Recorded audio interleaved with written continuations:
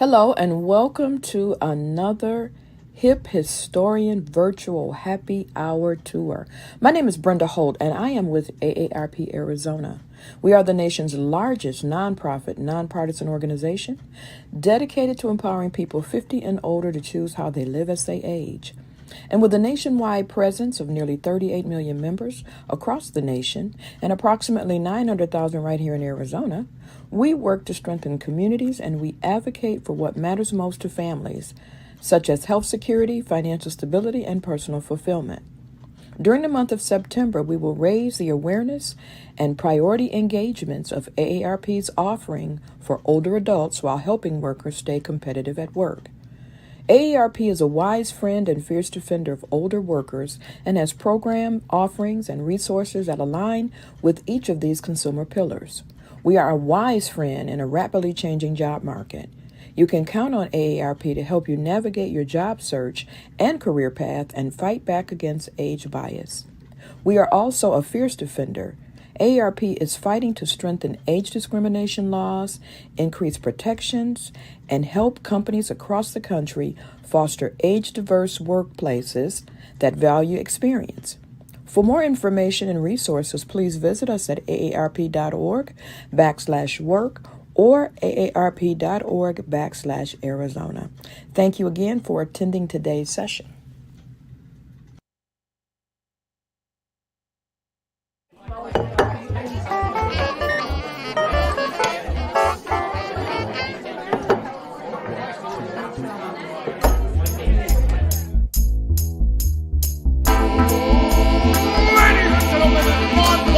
Folks, welcome to the show.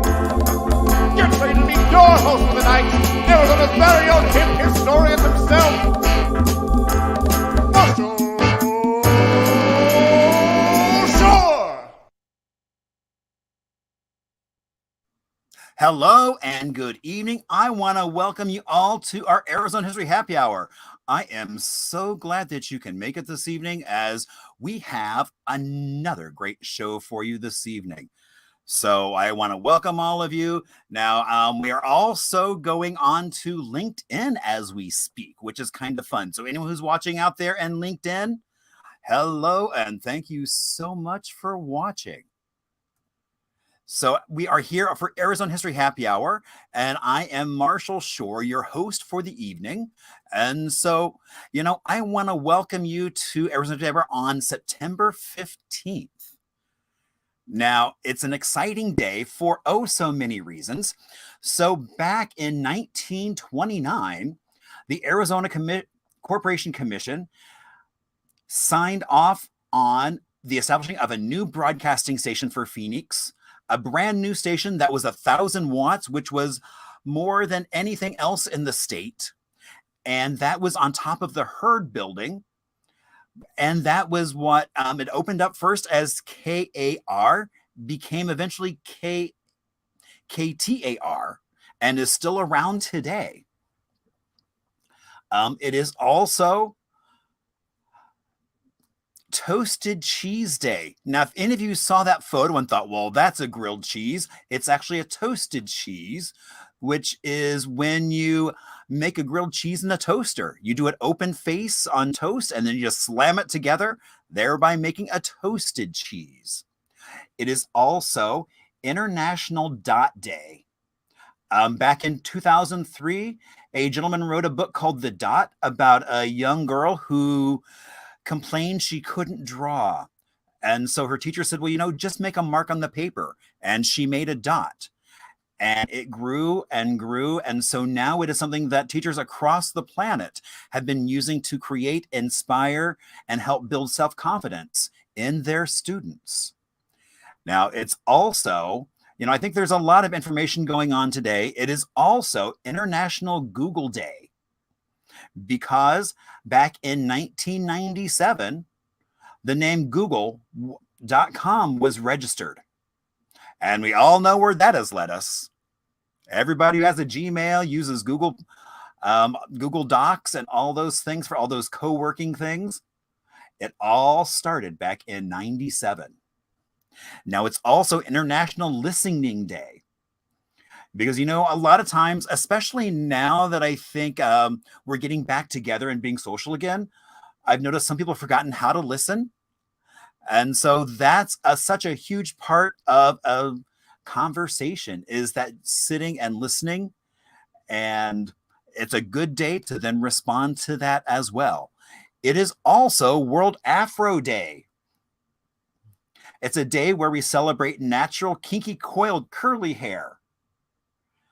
And it was really done the day was founded as a day as to attempt to instill a sense of pride in people and about their hair, with no guilt nor shame for what they have on their head or don't have on their head, as the case may be. It is also Cream de Menthe Day. Now, originally it was created as a medicine to calm your stomach. And when looking at why was it Cream de Menthe Day, I did discover on its own, it's not green. That's added to it. So that explains why it's such that color of green. So see, a lot happens on September 15th. And just a couple days ago, I do want to give a shout out to myself because so many friends did as well. I had a birthday. So I normally wouldn't do that, but oh my gosh, it's funny because I've been getting notes from people pretty much across the planet saying happy birthday, which has been really kind of cool. So what can you expect if you're watching? Well, we always do a little bit of From the Vault, which is something you might drive by and not know much about. We always do a little bit of Arizona music history as well as Little Arizona. We also have some trivia that is created by an oh so special guest. And of course, there's a beverage. Now, if this is your first time watching, you might be wondering, who is that man and why is he on my screen? So I got here because, my name's Marshall Shore, as I mentioned. By training, I'm a librarian. I was a librarian for about a decade in New York City, working in a beautiful Carnegie building. Decided to trade all of that for some sun and a little 1950s library that was rich with oral history of the community. And that really got me thinking and looking at Arizona in a whole new way. And then promptly moved into a beautiful 1956 ranch. And, my house is pretty much a time capsule. There's what my kitchen looks like today. All that buttercream yellow tile with working appliances. Now, as soon as we got here, all I kept hearing about how there was no history. But I knew that wasn't true because every time I would go somewhere, I kept running across so many amazing people, places, and stories. And then there's that post-war boom that I think in a lot of ways made the Arizona that we all know and love today, all those GIs either were stationed here, trained here, or passed through on the way to somewhere else. And after the war, they were moving here in huge numbers, forever looking for a new way of life and changing Arizona in the process. Now, I'm also called the hip historian, and it's been getting ready for October. A lot's going on. And also just planning for the future, which we're going to talk a little bit about. Local Buzz is a really cool app that I've been doing some short videos on, just kind of history around the valley to try and share and get those out in yet another format. So you'll be seeing more about that. Coming up the end of next month, just after Thanksgiving, is our second dinner and with a seance. So that's going to be a lot of fun down in Bisbee. And we just confirmed Friday, March 24th. Now that's March 24th, 2023. Arizona Unzipped will be doing, it's a collaboration between Pyrus Sutra and myself. And so it's going to be basically stories about Arizona history with then burlesque numbers inspired by those stories. So that will be a lot of fun. We also have coming up on Saturday, our first of the season, our Haunted History Tour coming up. So looking forward to that. As well as we also have coming up in a couple of Fridays, we have our banned book reading. And so welcome to our banned book reading trivia question and answer for the second week. So the question is, what popular classic that has become a $1 billion movie franchise was burned at a church in New Mexico for being satanic? And that answer would be Lord of the Rings by Tolkien. Now, the Tolkien epic trilogy has been banned in a variety of school systems across the country and even burned at Alamogordo, New Mexico, on the grounds of the book promoted magic. Now, also in that book burning in 2001, there was a Stephen King novel that was included, as well as works by Shakespeare. So, please join us on the evening of Friday, September 23rd for our banned book reading at the Alwyn House with Sister Sermon as our host. You can find information out at alwynhouse.org as well as hiphistorian.com. See you there.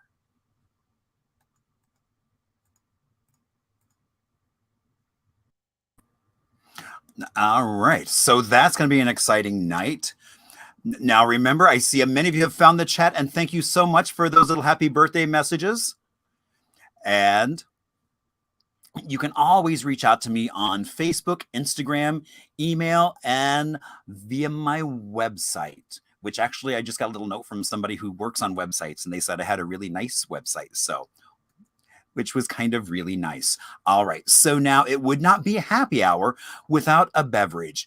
And PJ has become kind of a master at finding something that kind of incorporates with the theme of the show and everything else. And so tonight we're going to be talking about a very special wine that is called Arizona Angel. It is a dark chocolate wine. And so it comes in a beautiful bottle. And it's a beautiful red wine. Oh, I am getting some chocolate and some notes of some berries. I think I've some blackberry in there. Oh my gosh. So yeah. So, all right. So now we're going to talk a little bit about a little town in Arizona. Now, one of the things, because, I talk about being from New York, but I really grew up in a small little town in Indiana of about 25 people. And so I like to kind of talk about those small towns. And so we are going to talk about a place called Rock Point, Arizona, which is up very near like the North Corners. Now, originally it was called Standing Metal because there was a windmill in the area and it had a different name, which I'm not going to try to pronounce in Navajo because it would not sound anywhere close to what it should, but is now called Rock Point for a formation nearby. And they have a high school, and I love that they have the Navajo name as well. And so there is indeed the Rock Point that it's known for. Now, it's a small little town, but I think one of the things that's really cool is Rock Point. They have, in the early 90s, they put in a rodeo grounds. And so what's really exciting is over the course of the summer, you have Troy Tooney, who basically went on to win this event.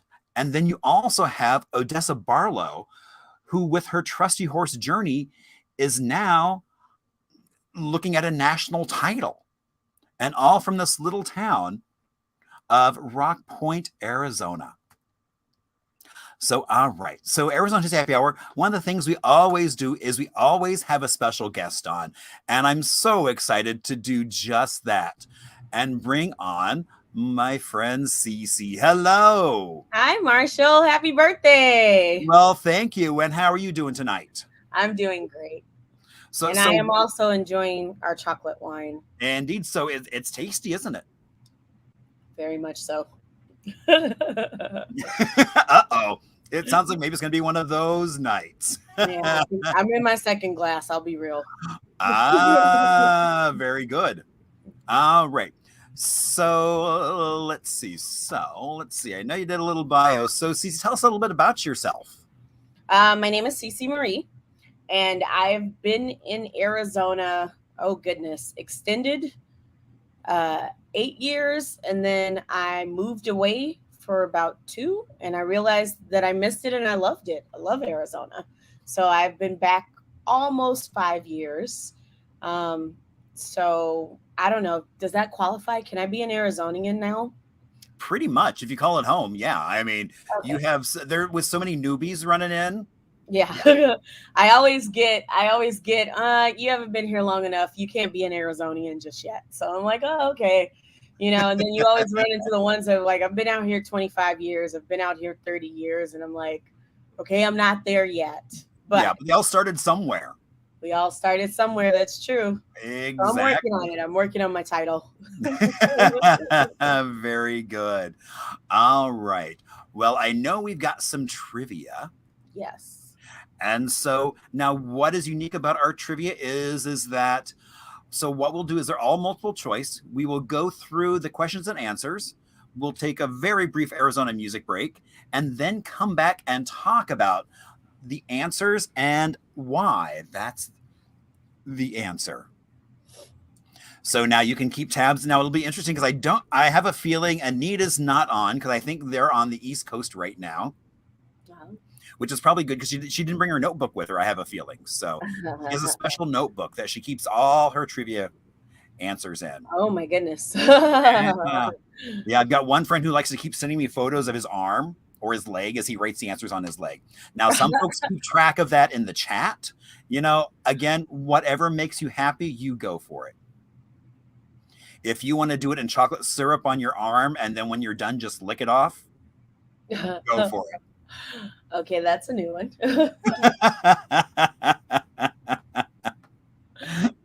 So, all right. So, our first question is what is the name of the boat that offers sightseeing and dinner cruises in Tortilla Flat, Arizona? Is it A, the Dolly Steamboat, B, Chaplin Cruises, C, Penelope Pontoon, or D, Winston Windjammer? So which do you think of those is the name of the boat that offers sightseeing and dinner cruises way out in Tortilla Flats, Arizona? All right. So question 2. What other name okay, I guess I should go back to grammar school but that's not right. Okay. What other name is the Arizona Grand Falls known by? Is it A, Wonka Falls?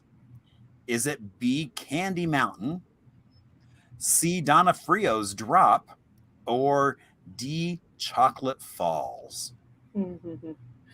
So while you're trying to think what other name is Arizona Grand Falls known by, we're going to pop on over to question 3. All right. So Mary Lou's father built what for her? Did he build a bridge to nowhere, which is A, B, the town of Y, Arizona, C, Giganticus Heticus, or D, Mystery Castle? So what do you think Mary Lou's father built specifically for her?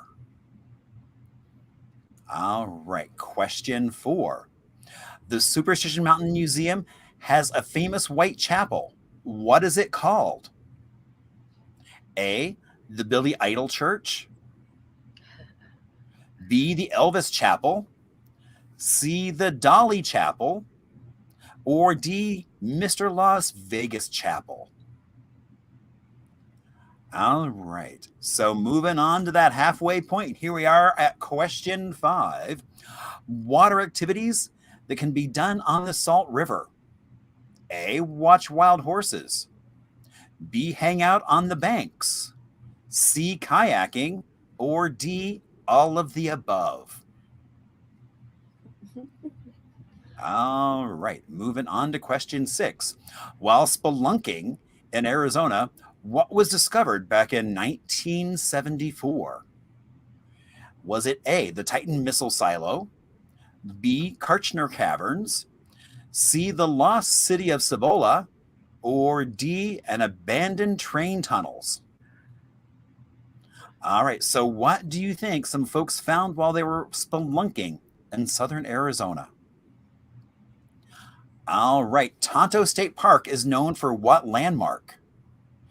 A, a crater, B, a spring, C, a bridge, or D, a blowhole? So what do you think Tonto State Park is known for? And Pam, I know you're going to get this right. I have no doubt. All right, question 8. Arizona has purple mountains, but what are the waves of purple? A, crayon. B, light reflecting off geodes. C, lavender. Or D, potato chips. So what do you think are purple waves here in Arizona? Oh, Lola. This is always a blowhole. All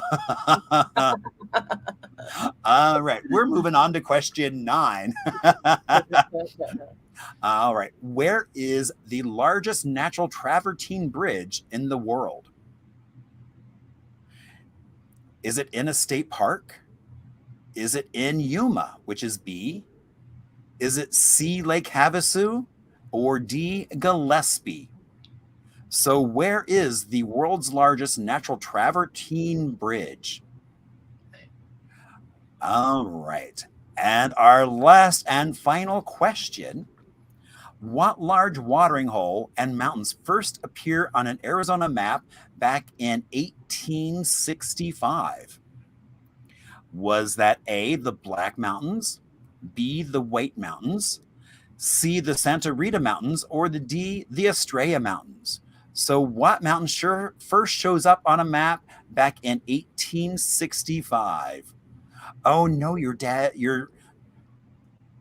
ate a whole bag of chips. Well, hopefully not just during the show. Hopefully we're making you laugh or something so that you're not just shoveling them in. All right. And here we are at question 10. Where is the best place to see stars in Goodyear? A, arriving flights at the airport. B, Harkins Theater. C, Estrella Star Tower. Or D, Look Up. All right. Well, you are trying to figure out those answers. We are going to go on for a little bit of an Arizona music break. And so we're going to talk about Billy Maxwell. So Billy Maxwell is the first recorded female singer in Arizona. And so she was from a small town of Nutrioso over near Springerville, if that helps you. Her family were ranchers. Her father started a music group called the White Mountain Orchestra. She then joined them playing as a guitarist at a variety of dances around the area. Then in the late 20s, there was a talent scout for Victor Talking Machine Company. That's a mouthful. And so through local auditions, they were able to go to El Paso and record several songs. She became famous for her songs that spoke honestly about the struggles of poor women. So they also have a really good display of her and some great things over at the MIM, which is a great spot. All right. So now who's ready for some answers? All right. So question 1. What is the name of the boat that offers sightseeing and dinner cruises in Tortilla Flats? And Cece, what's the answer? The Dolly Steamboat. Oh my gosh. Have you been on the Dolly Steamboat? I have, and it is one of my favorite, I guess you would say, kind of hidden Arizona things to do. One of the kind of really cool things that I love is they play Hello Dolly by Louis Armstrong before every single cruise. So you always get a little bit of that song, and it's just very reminiscent of floating down the river in New Orleans, you know? Wow. If you have not done it, I would not consider you an Arizonian until you at least do it once. Wow. Cece sets the bar high. I do. You have to do it. Everybody does Tempe Town Lake. They always forget about the lakes around the mountain, Canyon, Saguaro, all those good. Indeed. We have lots of water. Yes. Diminishing as it is, but I mean, we've been getting some rain, so hopefully that's helping to refill some of those reservoirs. Fingers crossed. Exactly. All right. So what other name does Arizona Grand Falls go by? Chocolate Falls. Oh, Chocolate Falls. Sorry, this was me. I was like, hello, is this on? Is I'm this sorry, I on? was looking at the pictures. So I absolutely love this. This is a very hidden spot. Like I said, it's starting to gain a lot of more traction on social media, though. I've noticed a couple of videos here and there, but I first went, I want to say maybe a good 3 years ago. And when I say this thing is out of the way, it's out of the way. It's on tribal land.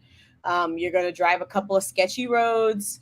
I've seen a lot of ATVers around there. It's a very popular ATV. That makes sense. Yes, but it's doable by car. Don't let them fool you. It is doable by car. And it's a nice little hike. I included 2 pictures there. So one at the top of the falls and one at the bottom of the falls. Just because Okay. you just can't. So the picture to the right, I don't know if you're seeing the screen that I see, is at the top, and you can actually see it come down and see it pour over and just the general majesty of it. And then the picture at the top right is actually down into the falls. So it is very cool, but very, very muddy. Don't wear clothes you like. You're going to find mud in places you didn't know they were there. And the best time to go is after the rain. The falls are really spectacular. And just, I don't know. I just feel like I'm in like Willy Wonka's chocolate falls with his chocolate river and his factory. So, and that's why Wonka was one of the options. Yes. The reason, and so that's why we're enjoying this lovely dark chocolate wine. After all, pure imagination, right? Indeed. All right. So Mary Lou's father built what? The Mystery Castle. What's the Mystery Castle? It's a mystery. It's a mystery. No, I absolutely love this site simply because I love the story. Mary Lou's father was diagnosed with, I believe, tuberculosis, and he thought he was going to die. And so he moved to Arizona. I'm sorry, let me rewind. So when Mary Lou was little, her and her father would sit on the beach and build sand castles. And so she told her dad one day, "Daddy, I want you to build me a real castle, like a real one I can live in." And so when he was diagnosed with tuberculosis, he thought he was going to die. And so he moved to Arizona and basically spent the rest of his life building this castle for his daughter.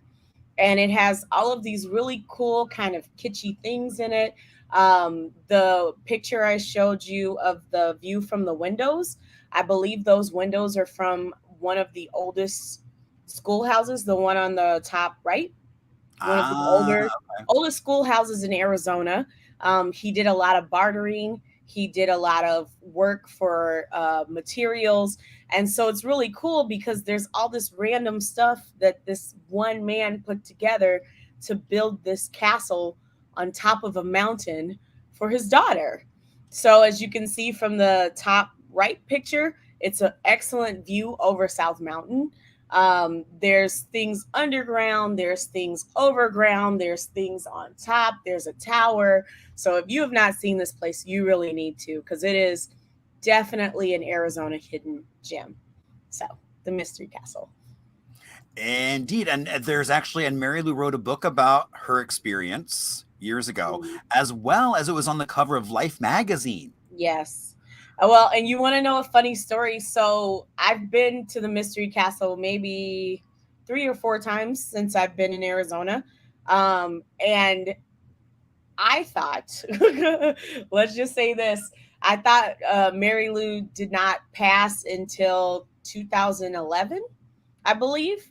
And so they would tell us on the tours that sometimes she would pop down and like sit on the couch and visit the people on the tours. If you've ever been, There's this nice living room with a big fireplace. There are these old school woven baskets that they tell you, yeah, these probably should be in a museum somewhere. But they came with the place, so they're not going anywhere, and they're like, oh yeah, sometimes Mary Lou would sit on the couch and greet the tours and talk to the people. And so I always was like, ooh, I really want to see her. Ooh, I really want to meet her, not realizing that she passed in 2010 and I moved to Arizona in 2011. So I do not want to meet her now. I am hoping that I don't do the tour and I don't meet her. But every time I've been, I've been like, ooh, is she going to come down? Ooh, I hope I see her. Not realizing that I missed the boat on that one. So that's my mystery castle. Please don't meet Mary Lou story. So I do have a Mary Lou story because I did get a chance to meet her. So a friend was visiting from California and we went down and we're walking through the house, and in the middle of the tour, she like comes in her living room, sits on the couch and just sits there. Yeah. And so everyone leaves for the tour moves on, but we don't. We stick out and hang out with her. And it was so funny because she starts just kind of like spouting like life is too short and kind of all these little like quips. Wow. And that was the weekend that I decided to embark and become what is now known as the hip historian. So I think Mary Lou may have had a little bit to do with that. Oh my gosh. And so Lola. Okay, so so I can actually click this on screen. So Lola used to work at the Mystery Castle and gave tours.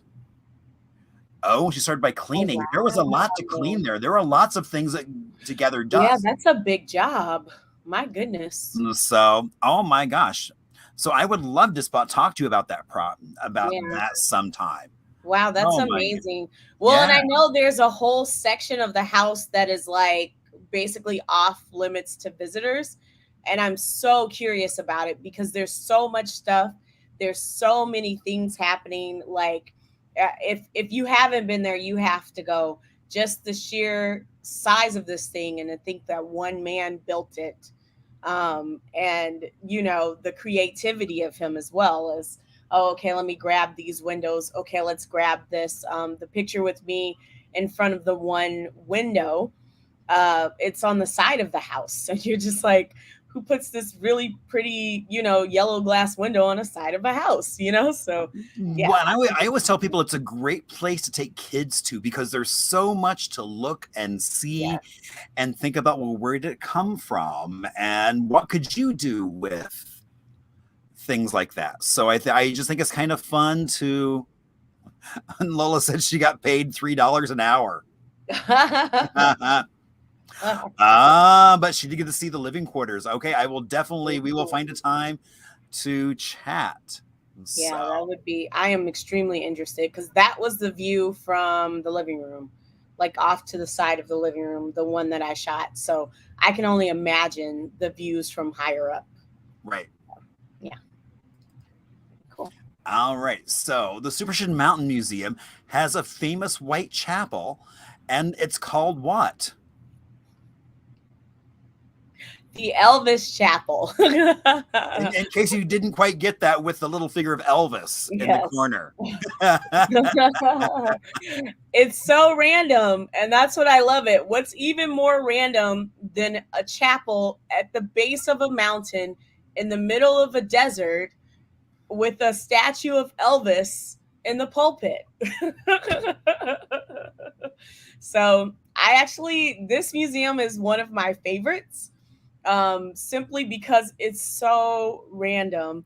There's the white chapel, and then next to it, there's like kind of a little staged Western town. And then next to that is the Wells Fargo coach with fake horses, like a little hangman's platform. And then you go in a bit more and it's like a shooting gallery and like, a little more modernized neon lights, different things like that. And then if you go even further back, I think it was an ore mill, an ore mill.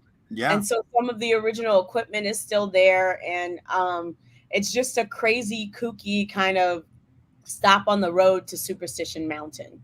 So if you look, I mean, honestly, there's not a bad view in the place, just kind of walking around.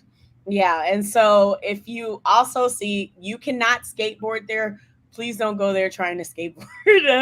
That picture is completely staged. I was going to say, because I mean, it's dirt. I mean, and you Yeah. don't really skate well on dirt. Yeah, like I said, that parking lot is like pea gravel and like so, but it made for some very awesome portfolio pics for me. So that's why I included it. I have a couple in front of the Western town. I have a couple inside under the neon lights. A couple in front of some of the old machinery from when it was an ore mill. So I really like it. I think it's quintessential Arizona just in its randomness. And what is this doing out here? You know, like, hey, look, miles of road on the way to the mountain, there's a white chapel. So it's just a cute, quick little stop. Right. And that was used in a movie that featured Elvis. Yes. So it was stuff that made the move from Apache land to the museum. As well as museum has a really good collection of information and books and things about the Lost Dutchman's gold. That's very true. So if you want to start searching for it, that's a good place to go and research. Yes. Although just be forewarned that no one has found it yet. Or Nobody's have found it. and just not told anybody. So, but yeah, no, it's a really cool museum. If you've not checked it out, it is well worth the adventure. Yes. All right. Oh, and there's the picture didn't get over. Oh darn. Okay. So what have you done on the Salt River? All of the above. So part of the reason we kind of included the Salt River in this Arizona hidden off the beaten path gems is because everyone tubes the Salt River. No one like camps or chills or like enjoys the beauty on the bank. I always do what I call river days. I bring my little beach tent. I bring a cooler full of food, and I like just enjoy the river by itself. I see people fishing. I always run into the horses. The picture in the on the bottom. Sorry, could you pull that back up? Yep. Me kind of, yeah, in the swimsuit here. I actually included that because in the back, the horses are crossing across the river.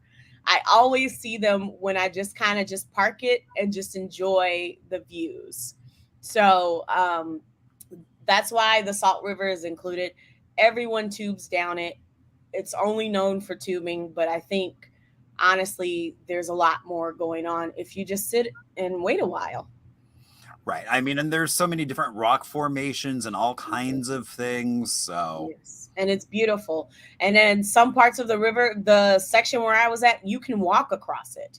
It gets kind of deep towards the other bank before it thins out, but you can walk from bank to bank. And I think that's really cool.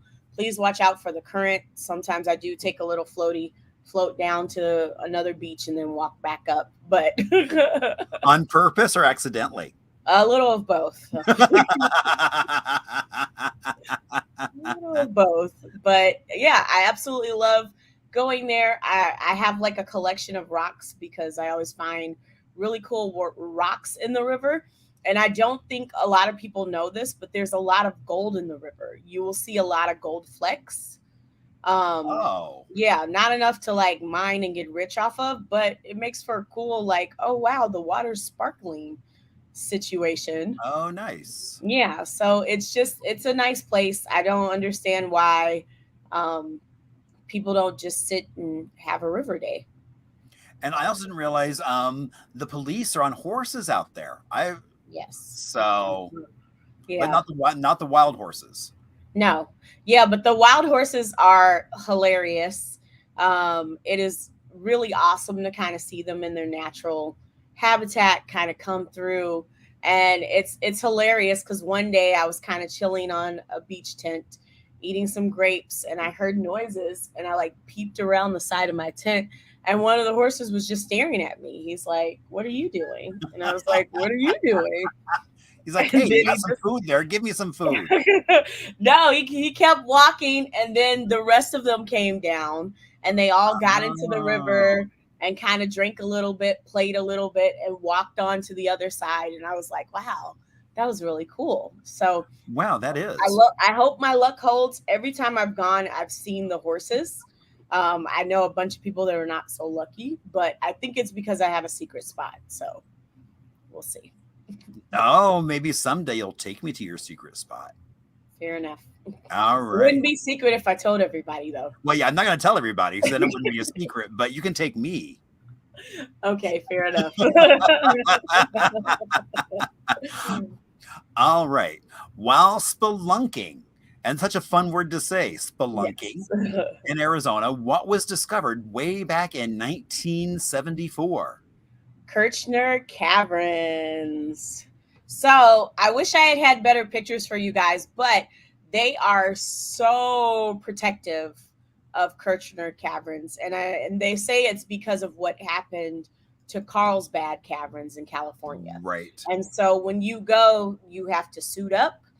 You can't take anything that will be dropped. They asked you, I think one of the requests was like not to wear lotion or something like that. Just, just in an effort to really protect it. And honestly, it's worth it. It's Yeah, absolutely no, I mean, you have to go through like all those moisture locks so that way, yes, so when you walk in, you're not sucking, you're not taking moisture out with you. yes, You're like the same humidity as the inside when you walk in. yes. So it's super intense to get pictures. So I didn't have a lot of pictures, but I did really enjoy myself. There is in the great room kind of a light show, and honestly, it wasn't cheesy. I thought it was really cool. Right. I think it's definitely something people should go see, but it's also one of those things that you're just like, wait, there's a cave, a big cave in Arizona in the middle of the desert, Right. So it's just one of my other kind of off the beaten path. Well, Hidden. and you also have to plan in advance because you can't just Yeah. show up to go in. You've got to buy a ticket in advance. And I've done the main side, but I've never done the other side where the bats are. Yeah. So there's one side of it is a home for bats 6 months of the year, so they don't let you go through it then. And I've never been through that side. Now everyone says the side you go in mainly is the most spectacular, but I think it would be fun. And it's amazing, and it's all guided. And they tell you like about the different formations and how old they are, and it's just kind of amazing. I really like it because it shows kind of the diversity we have here. Yes, we have mountains, we have cactus, we have deserts, we have caves, we have rivers, we have, I think a lot of people think of Arizona as, a desert with a cactus. When you think of Arizona, if I told you to draw Arizona, you would draw a cactus, a desert, and maybe a vulture sitting next to it, Oh, a javelina. Don't forget a smelly javelina. Oh yes, a javelina. if you know what that is, a javelina. But outside of Arizona, I don't think anybody would be like, oh yeah, Arizona has javelinas. Well, and that's really cool. So he toured before all those guides, so it must have been like just before it really opened to the public, which would have been beautiful to see it. And it still is beautiful. It's just they make you go through a lot. Yeah, they make you go through a lot, so they keep it a living cave, which is the important thing, as opposed to a dead cave like Carlsbad or in the Midwest, like the big cave was Mammoth Cave. Yeah. So I know. Yeah. So I just included it because not a lot of people know about it. Maybe that's a good thing. Who knows? But I do think it's just an awesome hidden Arizona. So, yeah. Indeed. Okay, so Tonto State Park is known for what landmark? Tonto Natural. Oh, wait a minute. I just realized I think I had this answer twice. You did, but it's okay. I won't check. I'm like, when I read that, I was like, that sounds awfully familiar. So I can actually, this is one of my most favorite places on earth. Obviously, being out here in Arizona, you do a lot of hiking. This particular landmark, I would hike it in July. I would hike it in the summer. I would hike it in the winter. I just love it that much because the hike is kind of underground. There is a section. I am the person, if anyone has been, there's a shortcut and then there's the long way. I always do the long way. I go through the stream. I climb over rocks. I climb up and over. I risked my life a few times because there's a part, if you've ever been to Tonto, where you're up against a wall and God help you if you slip because you fall into the water below. And it's kind of dangerous. There's a little kind of a natural slide. I absolutely love it. It really, really broke my heart during COVID when it was closed. Right. But I will say I've been since COVID happened, and there are shrimp in the water now. Yes, I know. Blew my mind. Yes, there are shrimp. Apparently, with the COVID closures, the wildlife really had a chance to kind of come back. Oh, because nobody was disturbing it. So yes, so there's shrimp in the water. So now I try not to. So are you talking like red lobster shrimp, or we're talking like some of these bad boys are like? Oh, because I was thinking more like almost like sea monkeys. No, they're huge. Like you can see them. Wow. The water there is also really clear because they talk about the bridge and the rocks being kind of a natural filtration system. Oh. So I also really love this park because you can do above and you can do below. You can walk on top and look down from the bridge. From the bridge, you can walk around the top of the base, and then you can go into the creek bed, walk down. There's a set of stairs. If anyone is a fan of Tonto, you know that a couple years ago a flood came and washed the stairs away. They rebuilt the stairs, so now you can actually go down the other side and get to kind of the good stuff, if you will, and see all of the beauty. But yes, the last time I was there, I got scared to death by a squirrel because I had never seen a squirrel there, and it came walking up on me, and I was like, ah, what is that? And there are shrimp in the water. I don't know how long they'll stay now that the park is open again. But I just think it's a beautiful, beautiful Arizona landmark.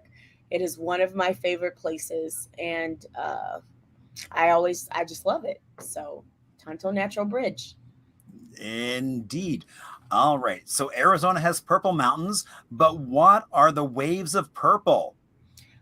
See, lavender. So I was hoping it was potato chips. I haven't seen purple potato chips, but okay. Oh no, they're out of purple potatoes. A what potato? What? Purple potatoes. Huh. Okay. I've heard of purple potatoes, but I've never eaten one in real life. I've just seen. Well, we can change that. Okay, let's do some purple potatoes. All right, I've seen white, I've seen yellow, and I've seen orange. So let's do purple. Now there's purple, so you can have a whole rainbow. So, ironically, lavender grows really well here. I did not know this. There are two lavender farms that I know. There may be more, but the Red Rock Lavender Farm, it is way up there, and it is huge. The people that own it, I believe, run lavender farms out of California, and they got the idea to like set one in Arizona. They do a festival every year, so you can go kind of traipse amongst the lavender fields. They do live entertainment, you can eat and all of that other good stuff. So it's really kind of awesome. And of course, there's a lavender store. And it's amazing to see the red rocks and then boom, just fields of lavender. The other one is a bit smaller. It's a mom and pop operation, and it's a family that runs it in Strawberry Pine. The picture of me by the fence is that particular lavender farm. We covered it in deep Arizona. It is very awesome. I think it's beautiful, and it's fed by Copper Creek. Do you remember the creek? I don't, but I remember that it gets weeded. Yes, so it's the elk, if I remember correctly. Yeah, it's the elk. Exactly, it's the elk. Weed the lavender farm because they won't eat the lavender, but they'll eat all of the other plants around it. And so the kooky thing that the owner told us is that when they took over, they're like, well, what won't the elk eat? Let's just plant that. And just happened to be lavender, which was really funny. And it was lavender, yes. So it's a nice little, if you do strawberry pine, we did an episode of strawberry pine on Deep Arizona. And it's just a wonderful little town, lots of really cool stuff to do.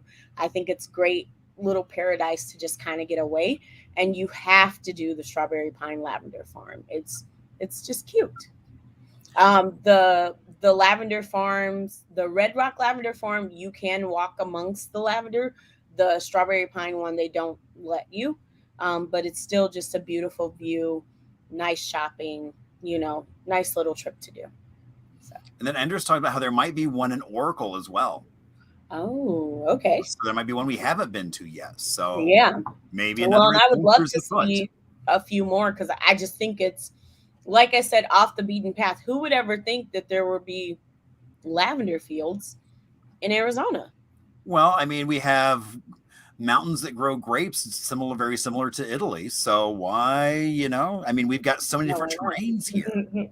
So that's part of the beauty of Arizona, is so many different zones and different things growing here. So absolutely. So there you go. All right. So what large watering hole and mountains first appear on a map back in 1865? So these are the White Tank Mountains. Indeed. Yes. So I included this one because everyone does Camelback. Everyone does Piesta Wood Peak. Everyone does Superstition. I think the White Tanks are very, very beautiful, and they just don't get the recognition that the others do. If you can see in the picture there, on a clear day, you can see all the way into Phoenix. Oh, no, sorry. That one was one where I took a picture of the other part of the mountain.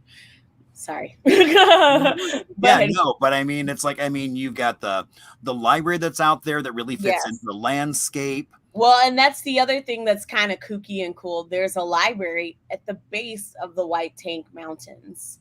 And I just think it's just beautiful. You drive this long road, and ironically, you can see kind of the windy road up to the top of the mountain from the road going to the mountain.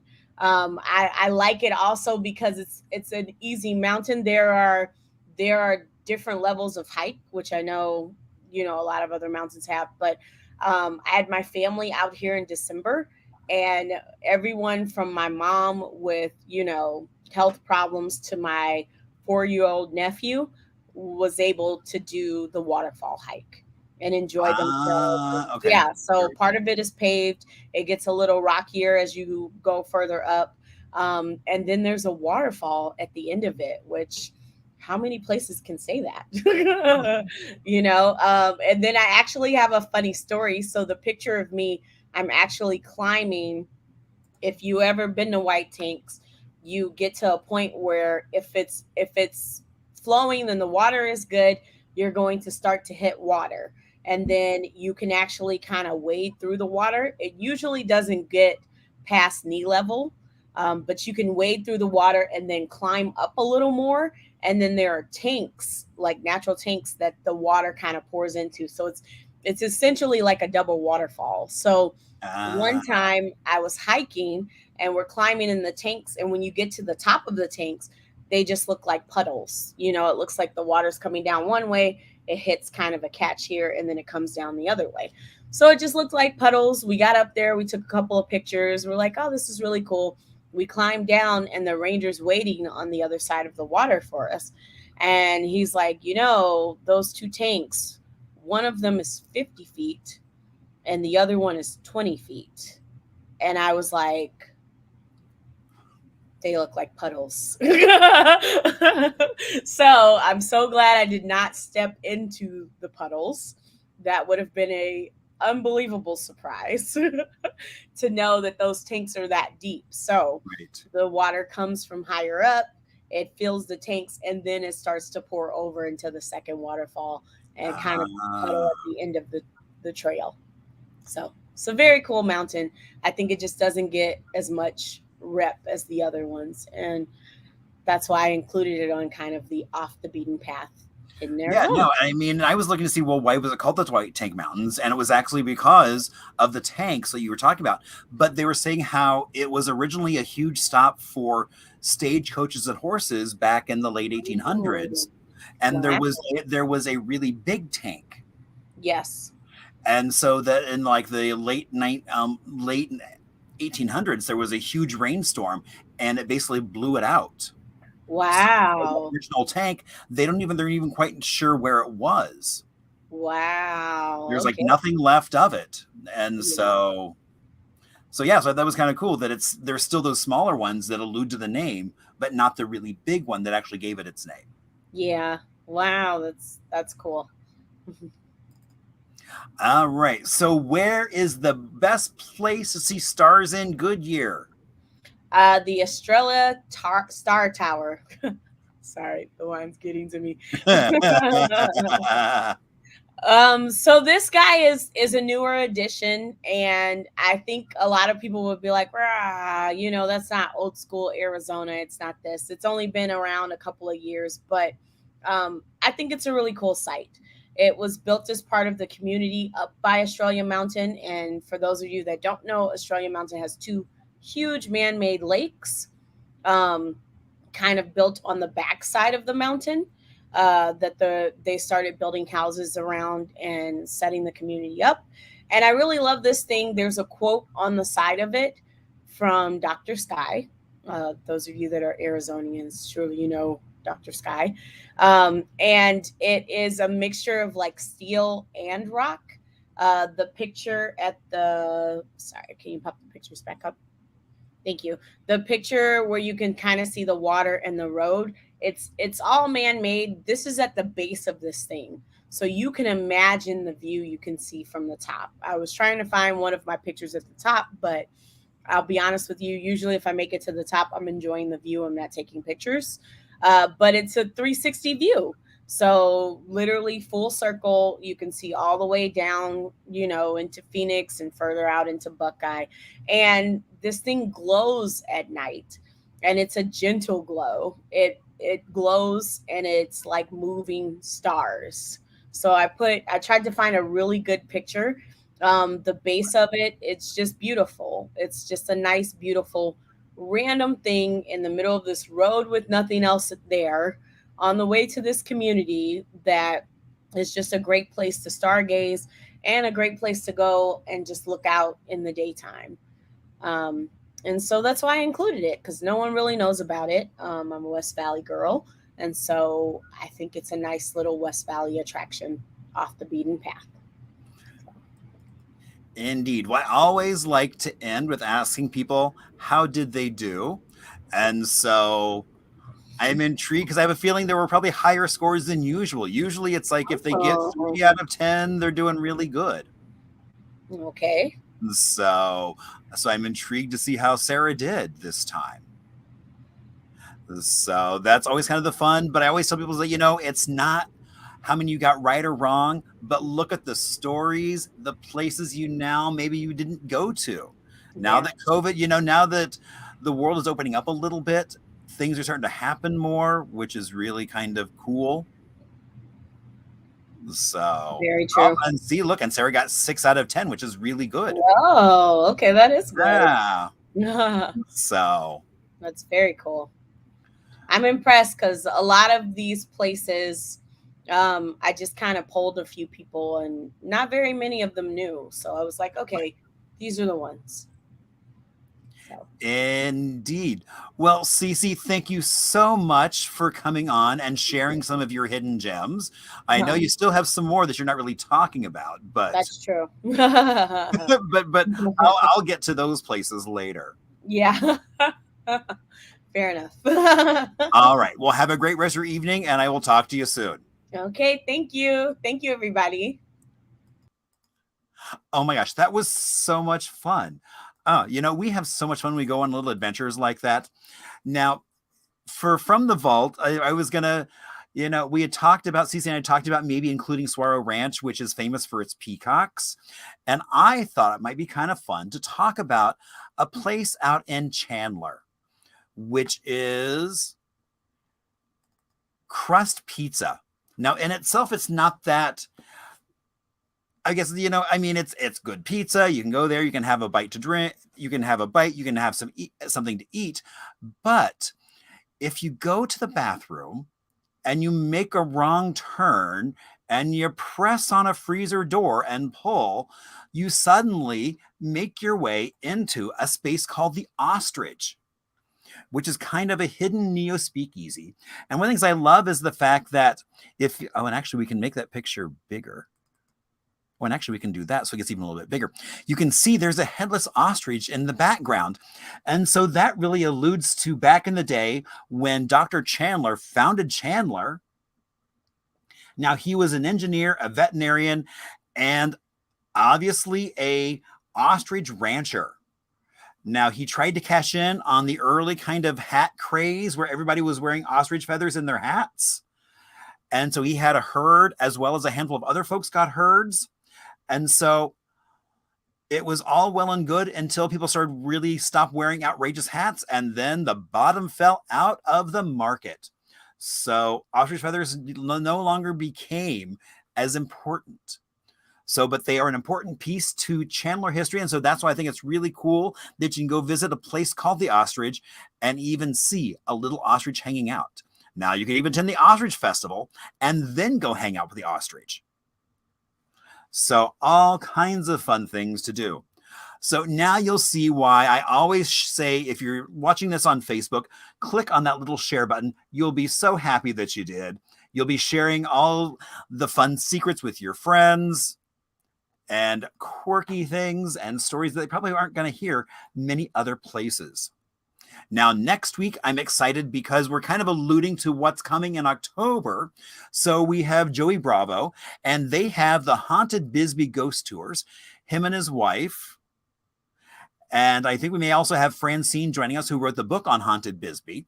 And so that's going to be a really fun episode next week, is having them. I've gone on a couple of Joey's tours that they've done. So it's going to be a really fun show. So remember, I always love to hear from you all. So please reach out to me with your suggestions, comments, and all that good stuff, because so many times you're where the best stories come from. So I always want to give a shout out to Chris and Cole, who did that really cool video at the very beginning, as well as PJ for keeping our libations on theme of Arizona. And so as we get ready to say goodnight, I am going to show off a little promo that Cece and I did, I think last year, as we're starting to talk about Deep Arizona as a thing. And so I think we might be starting that up again as we start kind of touring the state, looking at new locations. So everyone, have a great rest of your night, and I will see you next Thursday as we get ready to talk some Haunted Bisbee. Hi, I'm Cece. I'm Marshall. And we are Deep Arizona.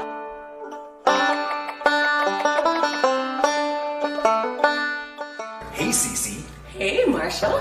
We're starting a whole new project. A whole new project? Indeed, called Deep Arizona, where we are going to go on road trips around the state, highlighting hidden gems to let people know all the amazing things they can do right here in Arizona. You mean secret, hidden, only Arizonian stuff would know? Yeah. Like off the beaten track, like nobody else would know stuff? Exactly. And our first stop is going to be to Mesa, Arizona. Mesa? We're going to Mesa to see the world's largest organ. What? Yeah. So come on, everybody. Come join us as we go have some fun in Mesa, Arizona.